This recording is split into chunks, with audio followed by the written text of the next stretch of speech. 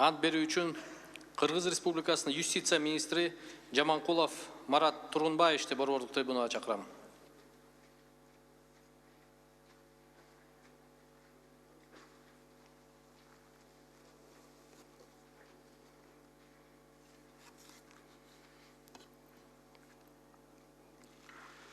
Мен Жаманкулов Марат Тургунбаевич Кыргыз Республикасынын юстиция министринин кызматына киришип жатып, өз элимдин Кыргыз Республикасынын Жогорку Кеңешинин жана Кыргыз Республикасынын президентинин алдында Кыргыз Республикасынын конституциясын жана анын мыйзамдарын ыйык сактоого, өз милдеттеримди ак ниет жана берилип аткарууга жана Кыргызстандын элине кызмат кылууга ант беремин.